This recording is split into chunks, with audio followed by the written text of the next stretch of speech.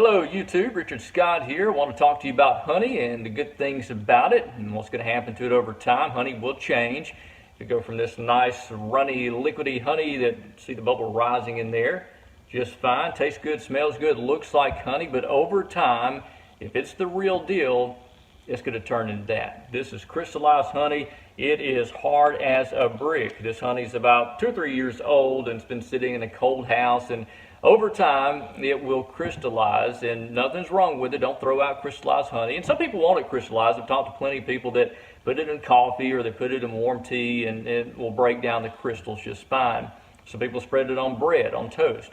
So what do you do if you want to go from that back to that? Pretty easy process, but why does it do that? First off, honey is made out of 2 natural occurring sugars. That's fructose and glucose, and there's also water in there. It's a super saturated solution.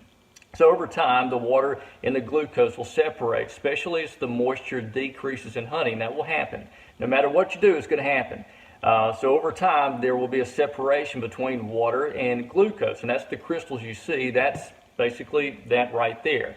So it's easy to turn it back into its original solution, which is the nice liquidy, bubble rising type of honey, and it's not hard to do. You just heat it up, but you got to be careful. You don't heat it up too much, because if you do that, you could destroy the natural occurring enzymes in there that is beneficial to you. So we want to avoid that. Don't want to heat it too much. Still want it good for you. So let's show you how to do that process. All right, so there's many ways to heat up honey, but this is the way I like to do it. Put a pot of water in here and bring it up to about 120 degrees. Don't really want to go any hotter than that. And you see my thermometer's just now getting to about 120. And if you don't want to be too fancy with the thermometer, just stick your finger in there. Make sure you can stick your finger in there without scalding your skin off. Yeah, it feels really hot to the touch, but it's not boiling. Again, it's about 120 degrees. You can go up to 125, but if you see, there is a light steam on that. So what do? Just turn the temperature off, turn it off, leave it on the heat, and stick the bottle of honey in here. You want it to get it all the way up to the top of where the honey is. So if you got a full jar of honey, you'll want to raise the water all the way to the top. My honey stops there, so that's where I'm going to stop the water line. Otherwise, it will begin to float because there's air in the top of this bottle. So let it sit in here. We've turned the heat off. Let it sit in here for about an hour or so, and that should decrystallize the honey. This is very, very solid, so it may take another try of doing that. If so, pull the honey out, bring the temperature up to about 120 degrees, or again, stick your finger in there and make sure it doesn't burn your skin off, and turn the heat off, put the honey back in there. May have to do that once or twice if it's hard as a rock, like this is. This is hard as a rock. So we'll come back in an hour and see if we've gotten it totally decrystallized.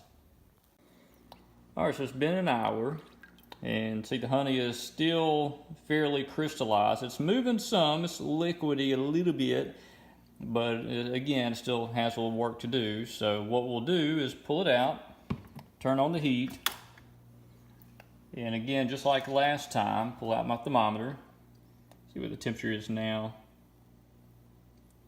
And what we want to do is warm it up to 120 degrees.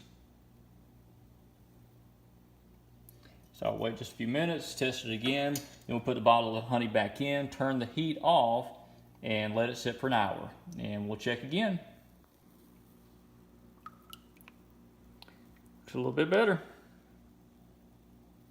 Still a little bit of crystallization, but not much at all. I'll probably leave this in there a little bit longer since the water's still fairly well hot. But that's it. Eventually this will turn exactly how it was when you bottled it.